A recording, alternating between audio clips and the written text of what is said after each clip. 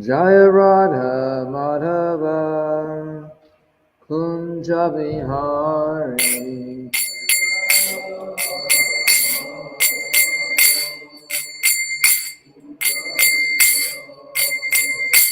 Jaya Radha Madhava Kunja Bihari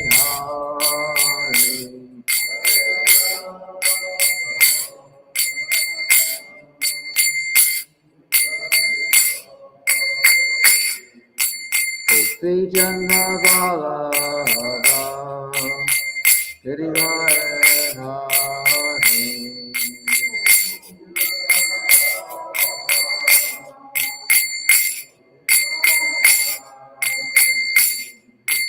Gopi Jana Vallabha Giridhari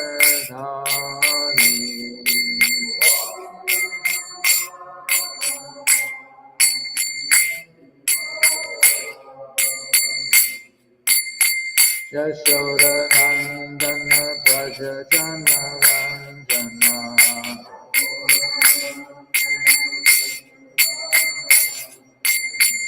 Yashoda Nandana Braja Jana Ranjana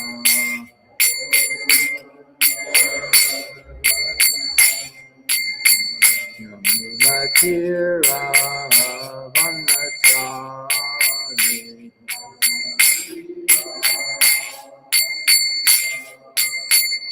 Yamuna Tira Vanachari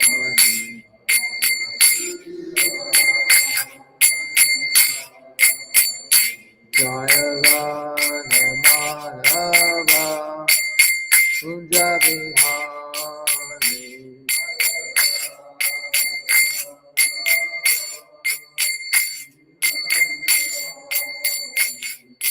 Gopi Jana Vallabha Giridhari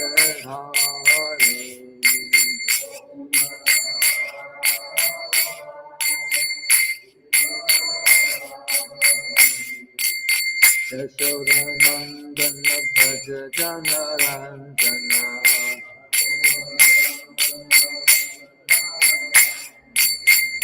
Yamuna Tira Vanachari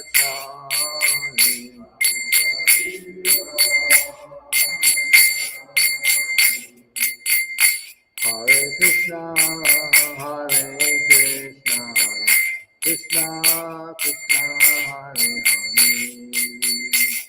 Hare Hare Rama Hare Rama Rama Rama Hare Hare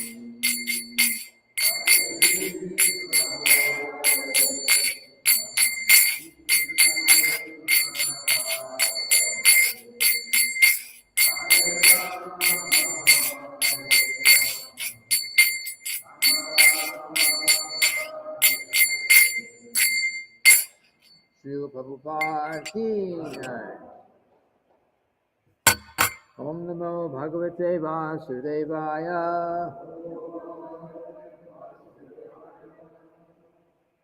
Om Namo Bhagavate Vasudevaya. Om Namo Bhagavate Vasudevaya.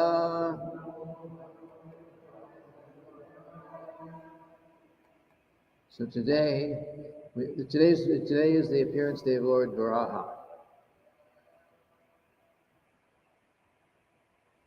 So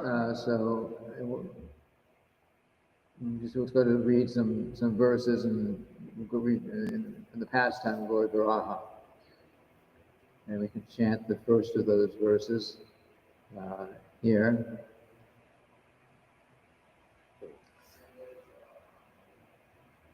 Yad oka sarvabhutanam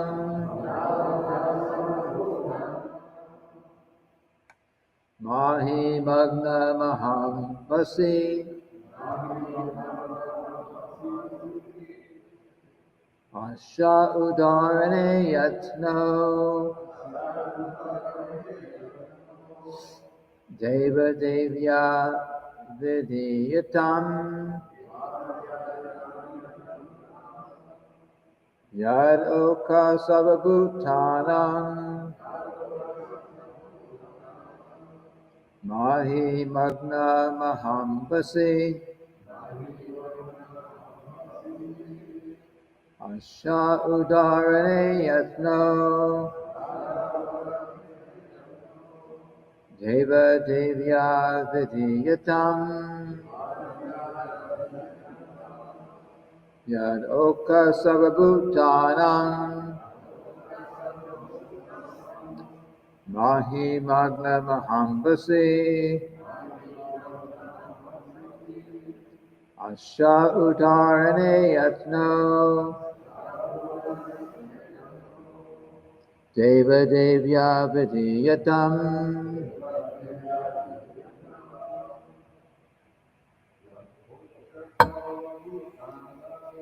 yad oka sarvabhutanam mahi magna mahambasi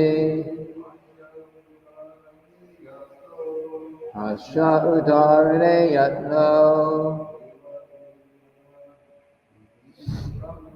deva devya vidiyatam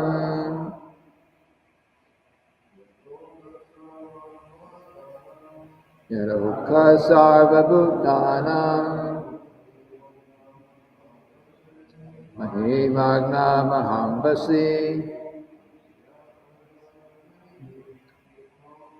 asha udarane yatno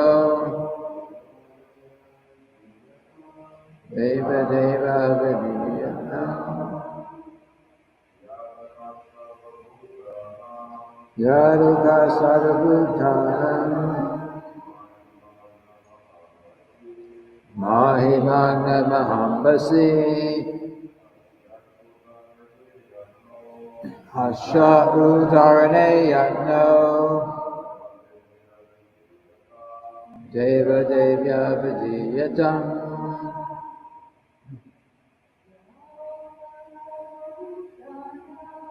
yad oka sarvabhutanam mahi magna mahambasi asha udarane yatno deva devya vidiyatam yad oka sarvabhutanam mahi magna mahambasi asha udarane yatno deva devya vidiyatam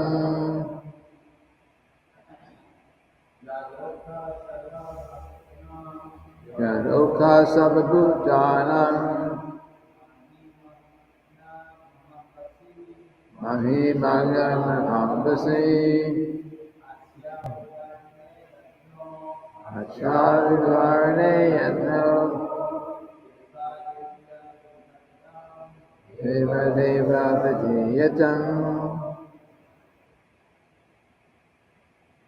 Anyone else? So word for word synonyms.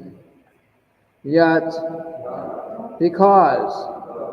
Okaha, the dwelling place. Sarva, for all. Bhutanam, living entities. Mahi, the earth. Magna, merged. Mahaambasi, in the great water. Ashaha, of this. Uttarane, in the lifting. Yamaha, Yatnaha, attempt. Deva, O master of the demigods. Devyaha, of this earth. Vidiyatam, let it be done. Translation. O Master of the demigods, please attempt to lift the earth, which is merged in the great water, because it is the dwelling place for all living entities. It can be done by your endeavor and by the mercy of the Lord. Repeat after me. O Master of the demigods, please attempt to lift the earth, which is merged in the great water, because it is the dwelling place for all living entities. It can be done by your endeavor and by the mercy of the Lord.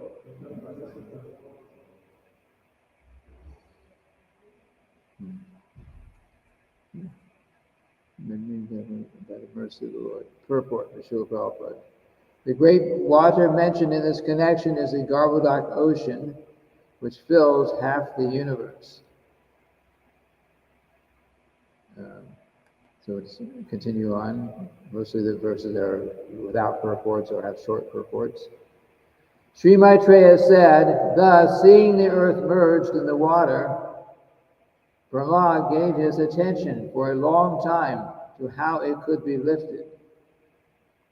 Purport. According to Jiva Goswami, the topics delineated here are of different millenniums. The present topics are of the Sweta Varaha millennium, and topics regarding the Chakshusha millennium will also be discussed in this chapter. We're celebrating the appearance of Lord Varaha, but Lord Varaha appeared on two different occasions. The two different during different manus, he appeared, and sometimes the Srimad-bhagavatam is like that in the histories. Here specifically is pointed out that there will be two different Varahas, or two different appearances of Lord Varaha at two different times, and sometimes there are other things that go on, other appearances of the Lord. In the third canto,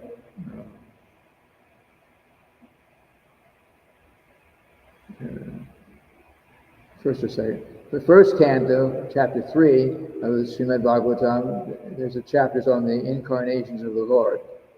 And one of the incarnations mentioned there is Lord Buddha. So we know Lord Buddha. But in the second or third canto, there's also another mention of some incarnations. And Lord Buddha is mentioned another time, and Srila Prabhupada says in the purport there, the Lord Buddha, that Lord Buddha appeared in a different Kali Yuga, sometime before that, apparently. This is in Srimad-bhagavatam. Of course, the Srimad-bhagavatam are histories. It's called, the Srimad-bhagavatam is the Bhagavat Puranas. Puranas are histories. Itihasa is the actual Sanskrit word. Itihasa means history. So Srimad-bhagavatam are histories, but it's presented in such a way, in such an order, that the particular events that are described throughout the Srimad-bhagavatam, if we read them from the beginning to the end, they're somehow it's placed there in the best way possible for us, so that we can gradually become Krishna conscious. It's not necessarily in the historical order, or even sometimes things are described in different creations, in different manus, millions of years apart. Things mentioned in the end that might be happening previously, earlier on in history. The chronological order of Srimad-bhagavatam is not so important, but it's presented specifically to help us to become Krishna conscious by studying it in the order in which it was presented. Anyway, we'll go on. Lord Brahma thought, while I have been engaged in the process of creation, the earth has been inundated by a deluge and has gone down into the depths of the ocean. What can we do who are engaged in this matter of creation? It is better to let the Almighty Lord direct us. So Lord Brahma is still in the process of creating. This is early on. Purport. The devotees of the Lord, who are all confidential servitors, are sometimes perplexed in the discharge of their respective duties, but they are never discouraged. They have full faith in the Lord, and He paves the way for the smooth progress of the devotee's duty. Right?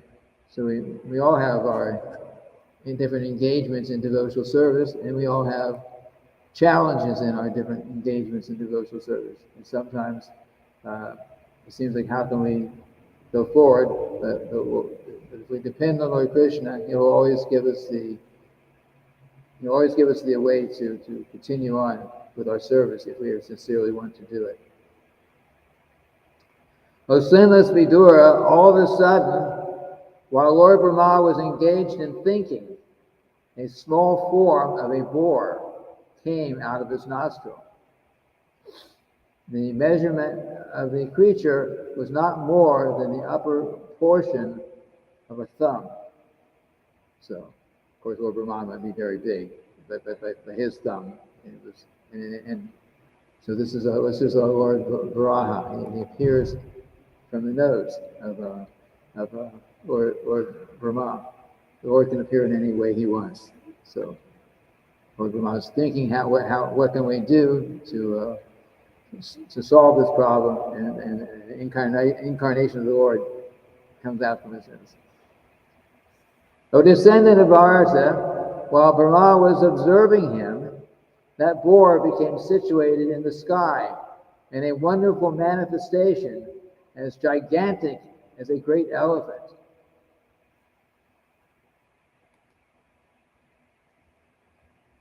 Struck with wonder at observing the wonderful boar-like form in the sky, Brahma, with the great brahmanas like Marichi, as well as the Kumaras and Manu, began to argue in various ways. What is that?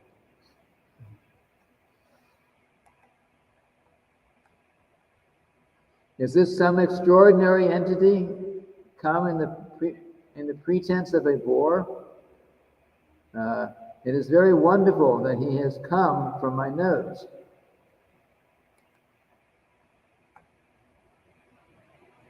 First of all, the boar was seen no bigger than the tip of a thumb, but within a moment he was as large as a stone.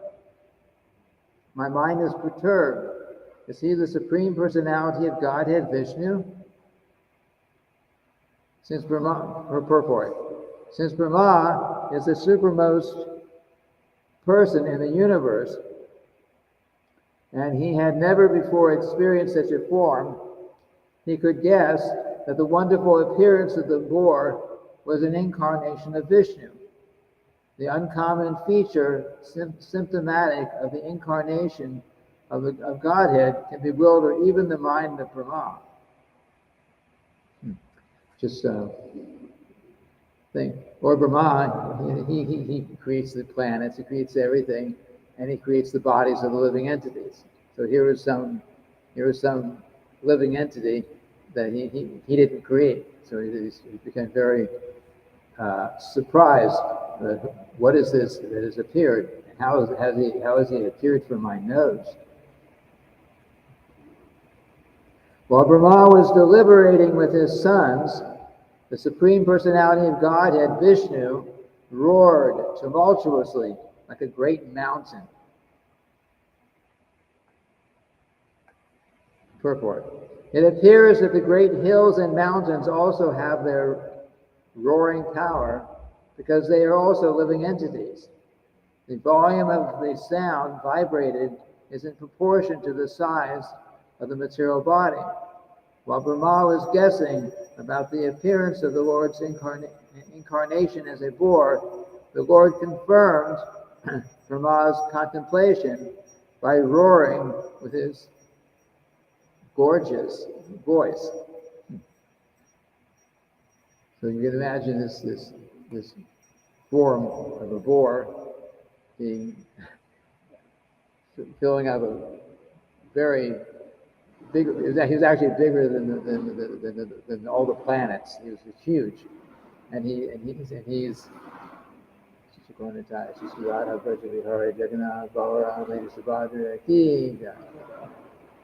So here he is.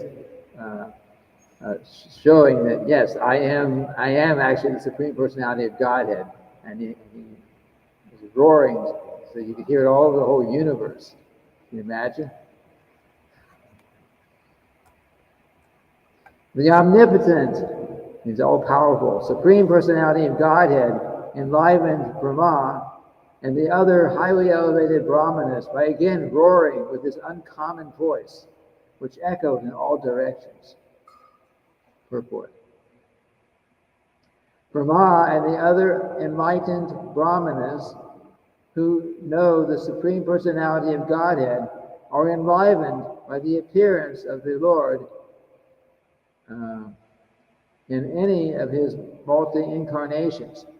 The appearance of the wonderful and gigantic incarnation of Vishnu as the mountain-like boar did not fill them with any kind of fear, although the Lord's resounding voice was tumultuous and echoed horribly in all directions, as an open threat to all demons who may challenge his omnipotency. So the devotees heard this roaring, but they were not afraid of it, because they were devotees. But the demons were very much afraid. And he was also saying how big he was. He was mountain-like, so we can imagine how big a mountain is. And in fact, in the Srimad-bhagavatam, there are mountains that we can't even conceive of. There are other parts of the universe that we can't really see. It's not like the Himalayan mountains that are a few miles high. They're thousands and millions of miles high, these mountains. So he was huge. When the great sages and thinkers who are residents of Janaloka, Tapaloka, and Satyaloka heard the tumultuous voice of Lord Boar, which was the all-auspicious sound of the all-merciful Lord, they chanted auspicious chants from the three Vedas. Purport. The word Mahamaya is very significant in this verse. Maya means mercy, specific knowledge, and also illusion. Mercy, specific knowledge, and illusion, three different meanings. Therefore, Lord Boar is everything. He is merciful, he is all knowledge, and he is illusion also. The sound which he vibrated as the boar incarnation was answered by the Vedic hymns of the great sages in the planets Janaloka, Tapaloka, and Satyaloka. These are the top three planetary systems in the universe. The highest intellectual and pious living entities live in those planets, and when they heard the extraordinary voice of the boar, they could understand that the specific sound was vibrated by the Lord and no one else. Therefore, they replied by praying to the Lord with Vedic hymns. The earth planet was submerged in the mire, but on hearing the sound of the Lord, the inhabitants of the higher planets were all jubilant because they knew that the Lord was there to deliver the earth. Therefore, Brahma and all the sages, such as Bhrigu, Brahma's other sons, and the learned Brahmanas were enlivened, and they concertedly joined in praising the Lord with the transcendental vibrations of Vedic hymns. The most important is the Brihad Naradiya Purana verse, Hare Krishna, Krishna Krishna, Hare Hare, Hare Rama, Rama Rama, Hare Hare. So it appears that they were chanting Hare Krishna in the higher planetary systems. They were chanting Hare Krishna and glorifying the appearance of the Bore incarnation. And they were very happy to see that he had appeared there to save the earth.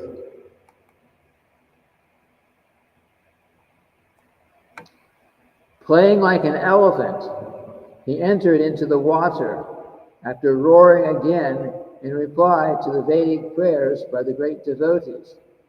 The Lord is the object of Vedic prayers, and thus he understood that the devotees' prayers were meant for him.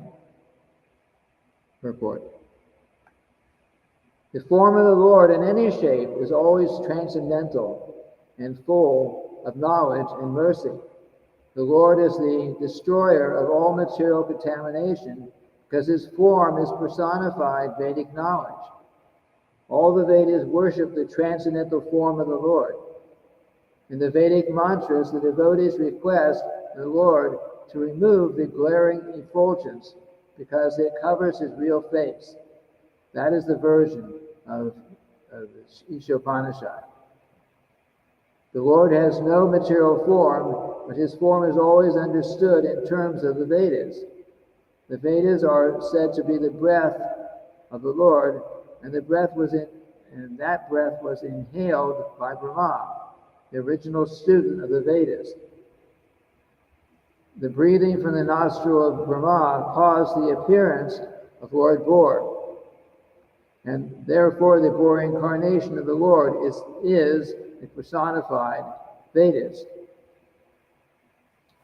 The glorification of the instruction by the sages on the higher planets consisted of factual Vedic hymns. Whenever there is glorification of the Lord, it is to be understood that Vedic mantras were being rightly vibrated.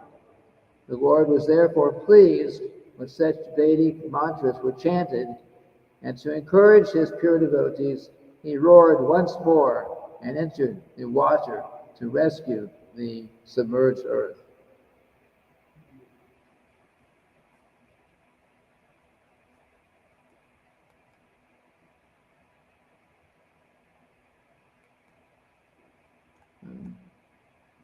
Before entering the water to rescue the earth, Lord Bore flew in the sky, slashing his tail, his hard hairs quivering. His very glance was luminous, and he scattered the clouds in the sky with his hooves and his glittering white tusks. Of course, a boar is an ordinary material boar is a pig. It's actually a wild pig with tusks like that too. So he's appearing in that form, and it's actually appearing very beautiful. In the material world, we don't usually consider a pig very beautiful. But when Krishna appears in his different incarnations, he's always beautiful. And he takes on any form he wants, and he's always transcendental. He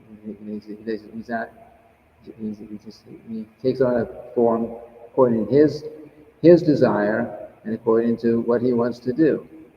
So here, which we'll read about, he will taking the form of I'll just read this, but I'm sure it's in the purport.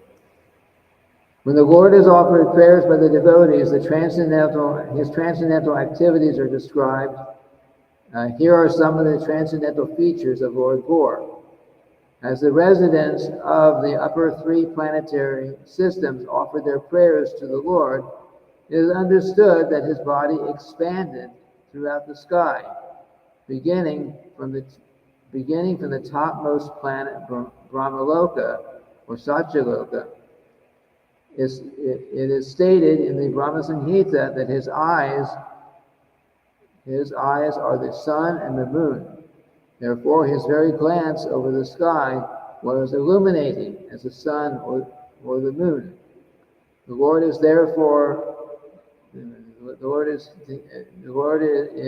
described herein as Mahi Varaha, which means either a big mountain or the sustainer of the earth.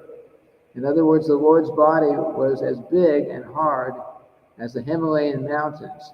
Otherwise, how was it possible that he kept the entire earth on the support of his white tusks? The poet Jayadev, a great devotee of the Lord, has sung of the incident in his prayers for the incarnations. We could have sung this earlier. Vasanti dashana sikari dharai tava magna Shashani kalanka kaleva vimagna Keshavadrita Sukarupa Jaya Jagadisha Hare Jaya Jagadisha Hare Jaya Jagadisha Hare. All glories to Lord Keshava, Krishna, who appears as the boar. The earth was held between his tusks, which appeared like these scars on the moon. So you get an idea how big he was. Earth is, they say, about 8,000 miles through the center. People said today. So you just can imagine how big the boar is that in a regular boar on the earth, the tusks about this far apart. So the earth was 8,000 miles across. So that gives an idea of how big he actually was.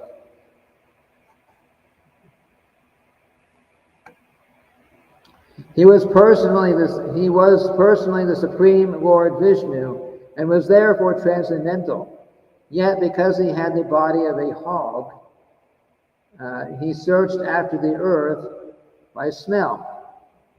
His tusks were fearful, and he glanced over the devotee brahmanas engaged in offering prayers. Thus he entered the Vacha. Purport. We should always remember that although the body of a hog is material, the hog form of the Lord was not materially contaminated. It is not possible for an earthly hog to assume a gigantic form spreading throughout the sky, beginning from Satyaloka. His body is always transcendental in all circumstances. The Lord's body is always transcendental. Therefore, the assumption of the form of the boar, is only his pastime. I mean, he assumed the form of a boar, but it's just a pastime. His body is all Vedas, all transcendental. But since he had assumed the form of a boar, he began to search out the earth by smelling, just like a hog. The Lord can perfectly play the part of any living entity. The gigantic feature of the boar was certainly very fearful for all non-devotees, but to the pure devotees of the Lord, he was not at all fearful. On the contrary, he was so pleasingly glancing upon his devotees that all of them felt transcendental happiness. Can you imagine? If Krishna's some incarnation of Krishna appeared here, and he was, 100 miles high, and we saw him all of a sudden, and we didn't know who he was, he'd be very fearful. But we had to check and say, wow, this is my Lord, this is my Supreme Lord, 100 miles standing up in front of me, we feel very, very happy. So that's what the devotees were feeling, actually seeing the Lord appear in this way. Diving into the water like a giant mountain. This water, of course, is it's the Garbhodak Ocean, which is about how long? About 2 billion miles deep. It covers half the universe. The universe is 4 billion miles across. So, according to Vedas, so this ocean is 2 billion miles deep, and the Earth had somehow fallen to the bottom of this ocean. So, diving into the water like a great mountain, the Lord divided the middle of the ocean, and 2 high waves appeared as the arms of the ocean, which cried loudly as if praying to the Lord, "O Lord of all sacrifices, please do not cut me in two. Kindly give me protection." Purport. Even the great ocean was perturbed by the falling of the mountain-like body of the transcendental boar, and it appeared to be frightened as if death were imminent.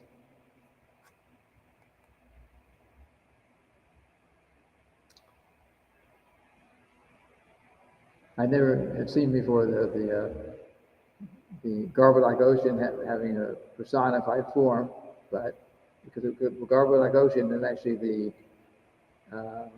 water, like perspiration, which comes from the Lord's body. That's how the water, that's what it fills up the ocean. Where Boar penetrated the water with his hooves, which were like sharp arrows, and found the limits of the ocean, although it was unlimited. He saw the earth, the resting place for all living entities, lying as if it was in the beginning of creation, and he personally lifted it. Purport. The word Rasayam is sometimes interpreted to mean Rasatala, the lowest planetary system, but that is not applicable in this connection, according to Vishwanath Chakravarti Thakur. The earth is 7 times superior to the other planetary systems named Tala, Atala, Talatala, Vitala, Rasatala, Hatala, etc.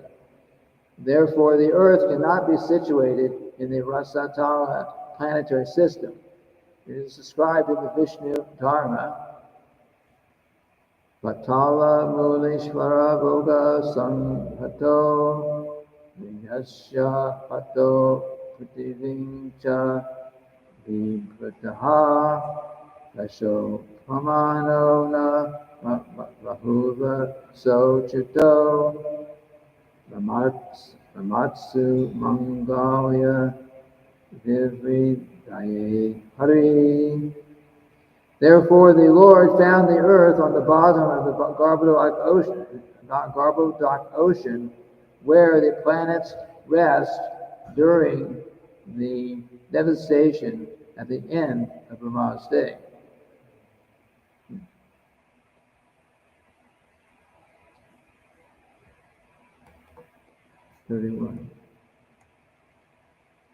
Lord Boar very easily took the earth on his tusks and got it out of the water. Thus he appeared very splendid. Then his anger glowing like the Sudarshan wheel, he immediately killed the demon Hiranyaksha, although he tried to fight with the Lord. Purport. According to Srila Jiva Goswami, the Vedic literatures describe the incarnation of Lord Varaha in 2 different devastations, namely the Chakshusha devastation and the Swayambhuva devastation. This particular appearance of the Lord Incarnation actually took place in the Swayambhuva devastation when all planets other than the higher ones, Jana, Mahar, and Satya, merged in the water of devastation. This particular incarnation of the Lord was seen by the inhabitants of the planets mentioned above. Srila Vishwanath Chakravarti Thakur suggests that the sage Maitreya amalgamated both the boar incarnations in different devastations and summarized them in his description to Vidura. So that's what I was saying before. There's two different incarnations, two different times of devastation, but they're both mentioned together here. They're actually happened historically at different times.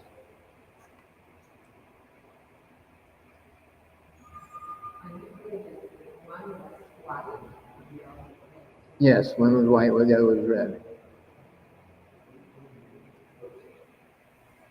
I'm not sure. No one will come across it.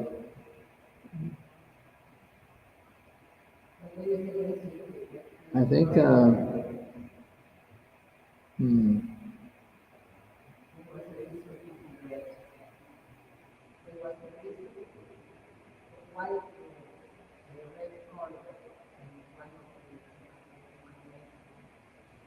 yeah. Yes, definitely one of the incarnations was red, and the other one was white. Maybe it'll,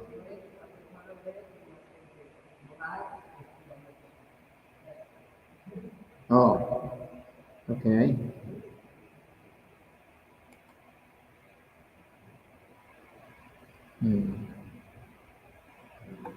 Thereupon Lord Boar killed the demon within the water, just as a lion kills an elephant. The cheeks and tongue of the Lord became smeared with blood of the demon, just as an elephant becomes reddish by digging in the purple earth.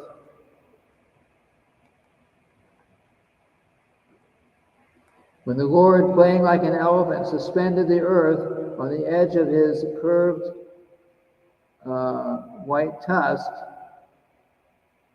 he assumed a bluish complexion like that of a tamal tree, and thus the sages headed by Brahma could understand him to be the Supreme Personality of Godhead and offered respectful obeisances unto him. So he also appeared blue at some point. All the sages uttered with great respect, O unconquerable, enjoyer of all sacrifices, all glories and all victories unto you. You are moving in your form of the personified Vedas, and in the hair folds of your body, the oceans are submerged. For certain reasons, to uplift the earth, you have now assumed the form of a boar. Purport. The Lord can assume any form he likes, and in all conditions he is the cause of all causes. Since his form is transcendental, he is always the Supreme Personality of Godhead, as he is in the causal ocean. Innumerable universes generate from his bodily hairs, Mahavishnu. And thus his transcendental body is the Vedas personified. He is the enjoyer of all sacrifices, and he is the unconquerable Supreme Personality of Godhead. He is never to be understood to be other than the Supreme Lord because of his assuming the form of a boar to lift the earth. That is the clear understanding of sages and great personalities like Brahma and other residents of the higher planetary systems. So again, it's mentioned that the Lord's body is transcendental. So he can take the form of the boar, he can take the form of a fish. There's a Matsya incarnation, that's the first incarnation.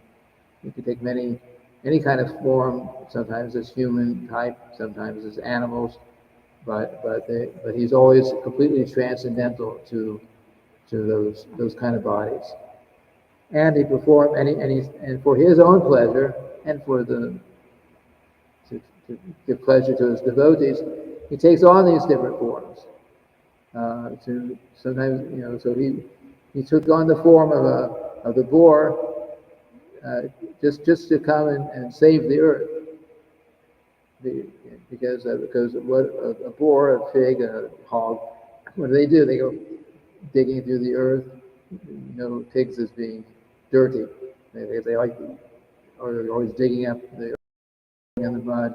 So the Lord appeared like that. He went to the bottom of the garbage ocean and to rescue the earth and use his sense of smell to find the earth. Imagine. So he appeared like that for that purpose. O Lord, your form is worshipable by performance of sacrifices, but souls who are simply miscreants are unable to see it. All the Vedic hymns, Gayatri and others, are in the touch of your skin.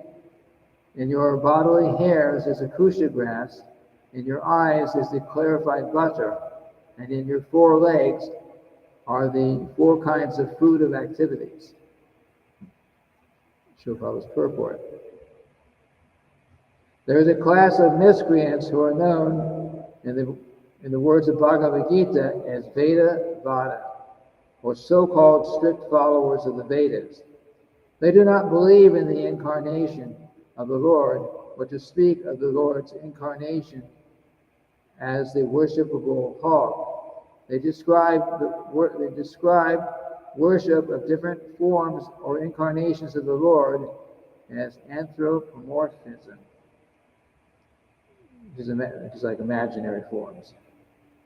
In the estimation of Srimad-bhagavatam, these men are miscreants. And in Bhagavad Gita, chapter 7, verse 15, they are called not only miscreants, but also fools and the lowest of mankind. And it is said that their knowledge has been plundered by illusion due to their atheistic temperament.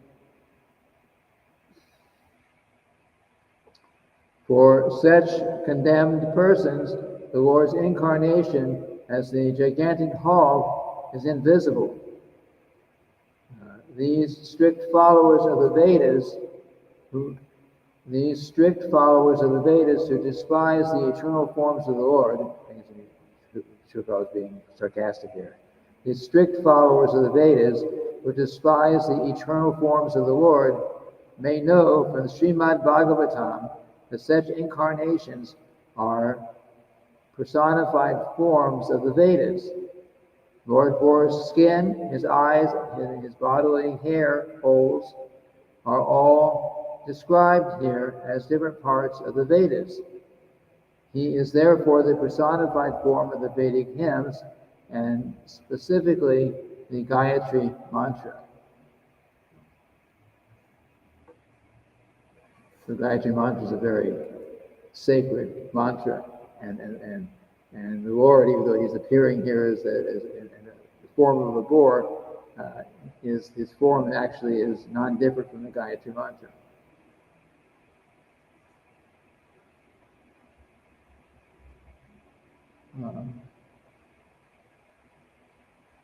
Maybe a couple more verses here. Translation. O Lord, your tongue is a plate of sacrifice.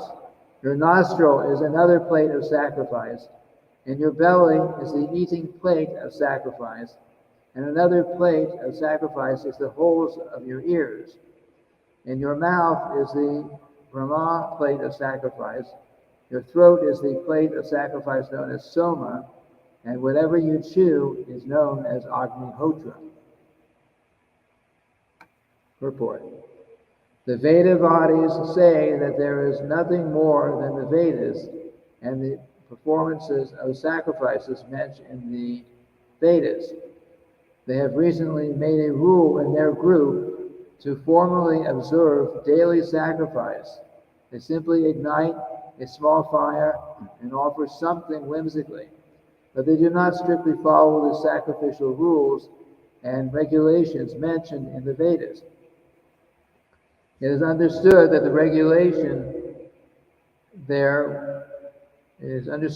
by regulation there are different plates of sacrifice required, such as Shrak, Shruva, Barhis, Chaturhotra, Ida, Chamasa, Prashitra, Varaha, and Agnihotra.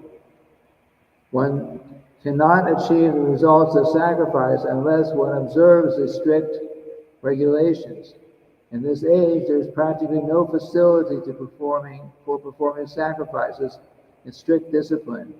Therefore, in the age of Kali, there is a stricture regarding such sacrifices. It is explicitly directed that one should perform the Sankirtan Yajna and nothing more.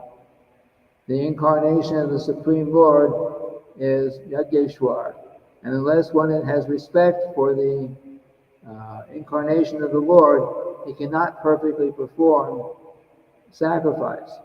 In other words, taking shelter of the Lord and rendering service unto him is the factual performance of all sacrifices as explained herein. Different plates of sacrifice correspond to the different parts of the body of the Lord's incarnation. In the Srimad-bhagavatam 11th canto, it is explicitly directed that one should perform Sankirtan Yajna to please the Lord's incarnation of Sri Chaitanya Mahaprabhu.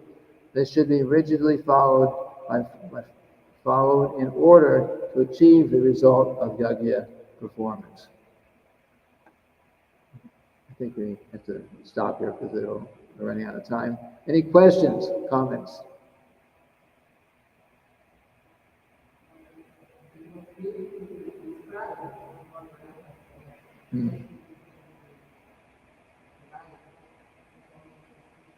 Yes. Okay. Okay. And then, just sure if anyone left any comments online.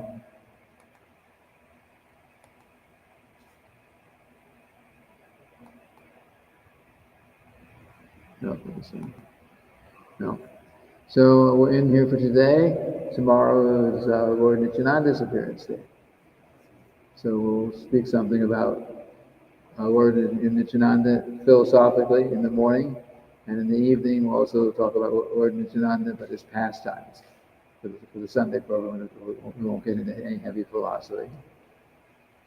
Srila Prabhupada ki